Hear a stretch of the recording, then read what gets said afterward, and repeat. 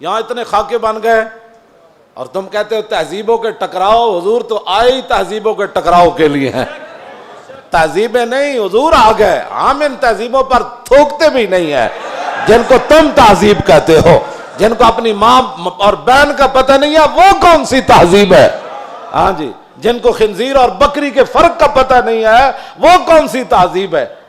بزدلو، جو دین کی ترجمانی نہیں ہوتی تو پھر ایسے لوگوں کو میدان میں لاؤ جو دین کی ترجمانی کر سکے. دین کے لبادے بھی اوڑے ہوئے اور جناب بڑے بڑے جبے اور دستاریں بھی تم نے پہنی ہوئی ہیں اور حضور کی عزت پر بات نہیں کر سکتے تم. اور تمہاری یہ عزتیں کس کے لیے ہیں؟ سنو، یہ سارے بہت سارے لوگوں کے مرید ہوتے ہیں اور میرے بارے میں پھر کہتے ہیں آپ نے ہمارے پیر کے بارے میں. میں تو پیر فقیر کے بارے میں بات کرتا ہی نہیں ہوں. داتا صاحب کتنے بڑے پیر ہیں. داتا صاحب نے پتہ کیا لکھا؟ ولی کی ساری زندگی نبی کے ایک سانس کے برابر نہیں ہے.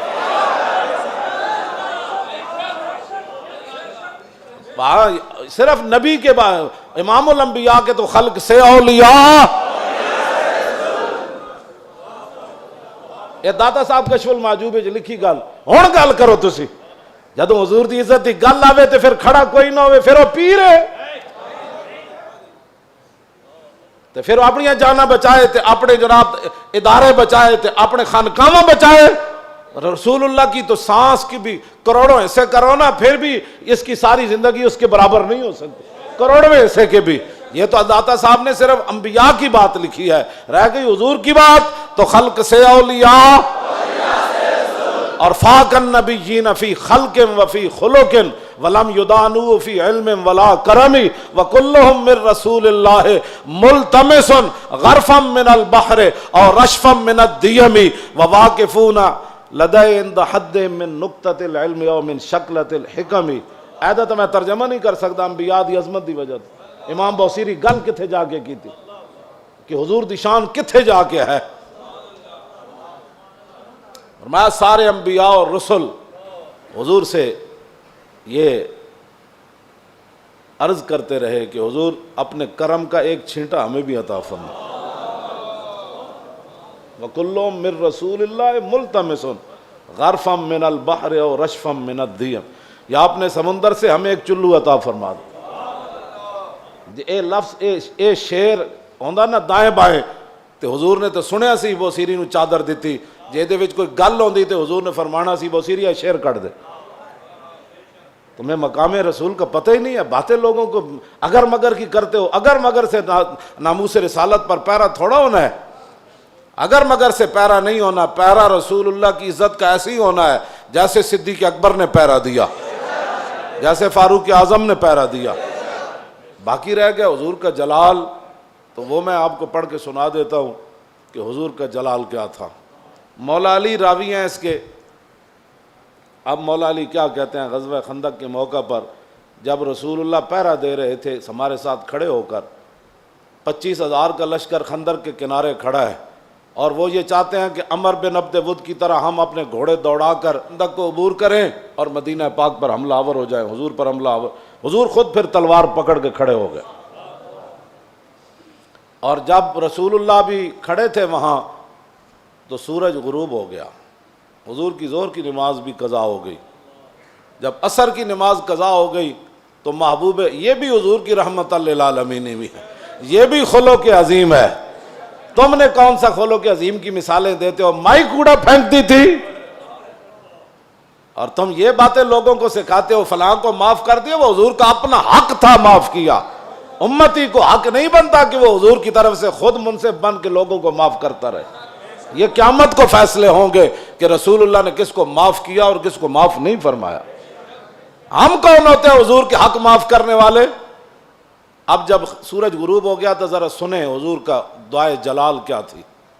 یہ میں اس لیے سامنے پڑھ رہا ہوں تاکہ لوگوں کو پتہ چلے کہ بھائی جو ہم باتیں کرتے ہیں نا وہ غیرت والی باتیں لوگوں کو ہضم کیوں نہیں ہوتی. وہ چاہتے ہیں کہ فرانس حضور کے خاکے بھی بنائے اور ہم مذمت کر کے فارغ ہو جائیں, اور ان کے اندر اتنی غیرت ہو کہ ان کے صدر کے خلاف بات ہو تو وہ اپنا سفیر واپس بلا لے. عالم تسا کی حضور دا کلمہ پڑھیا او 55 ملک ہو یا 56 ملک ہو، ایدا ایک جواب دیو تسا رسول اللہ دا کی کلمہ پڑھیا؟ صرف انہیں اتنی گل کی تھی صدر دا دماغ خراب ہے، یہ صدر دا دماغ خراب ہے۔ اردگان اے گل کی تھی، انہوں نے غیرت آئی، انہوں نے اپنا سفیر بلا لیا تے رسول اللہ تے گھر دے بھی انہوں نے خاکے بنائے۔ تساں کی غیرت کی تھی؟ اور جڑے غیرت دا سی سبق دیں دیا تسی فرانس دے خلاف ساڑھے مسیطہ دے حملے کرنے ہو، علماء دے تسی جلوس بند کیتے، نہیں جی اجازت نہیں ہے، حالات نہیں ٹھیک۔ اور کیڑے حالات اسی بنائے؟ تساں بنائے حالات خراب، تساں یہود و نصارہ دی ایجنٹی کی تھی، تساں چوڑی بار بھیجی اور تساں چوڑی بار بھیجی، اور پھر تم نے اس پر فخر بھی کیا، تم نے اس پر فخر بھی کیا۔ ہمیں حضور کی غلامی پر بھی فخر ہے اور ممتاز قادری کے عمل پر بھی فخر ہے، غازی ظہیر کے عمل پر بھی فخر ہے، اور غازی عبداللہ کے عمل پر بھی فخر ہے کہ اس نے گستاخ کو پکڑ کر ایسے گردن کاٹ دی، اس پر بھی ہمیں فخر ہے۔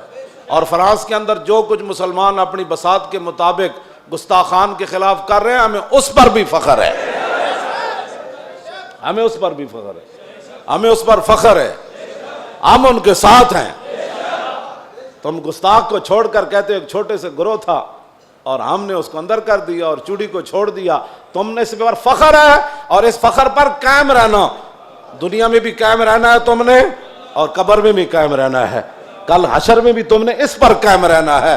اور ہم دنیا میں بھی قائم کھڑے ہیں کہ ممتاز قادری کے ساتھ کھڑے ہیں، ہم تمام غازیان اسلام کے ساتھ کھڑے ہیں، ہاں جی تمام محافظان ناموس رسالت کے ساتھ کھڑے ہیں، ہمیں اس پر فخر ہے، اور ہم کل قبر کے اندر بھی ہمیں اس پر فخر ہے، اور کل قیامت والے دن تو پھر بات ہی رسول اللہ کی ہے۔ حضور کا جلال دیکھیں، حضور کا جلال دیکھیں، حضور نے کیا فرمایا جب سورج غروب ہو گیا تو عن علی، مولا علی کہتے ہیں ان رسول اللہ صلی اللہ علیہ وسلم قال یوم الخندق ملا اللہ بیوتہم وقبورہم نارا کما شغلونی عن الصلاۃ الوسطی حتی غابت الشمس۔ مولا علی فرماتے ہیں جب سورج بالکل قریب جا پہنچا اور غروب ہونے کے جب قریب ہوا تو حضور نے اس وقت کیا فرمایا؟ یا اللہ انہوں نے ہمیں عصر کی نماز نہیں پڑھنے دی، اب ان کا کیا علاج ہے؟ یا اللہ ان کے گھر بھی ان کی قبریں بھی آگ سے بھر دے۔ یہ بھی تو بتاؤ نا خلق عظیم، یہ بھی لوگوں کو بتاؤ۔ کہتے حضور نے یہ جملہ فرمایا ادھر سورج غروب ہو گئے، تو یہ بھی بتاؤ کہ رسول اللہ نے کیا بات فرمائی پھر اس موقع پر۔ یہ تم نے حدیثیں سنائی ہوتی نا تو کسی کافر کی جرت نہیں تھی کہ وہ حضور کے بارے میں بات کرتا۔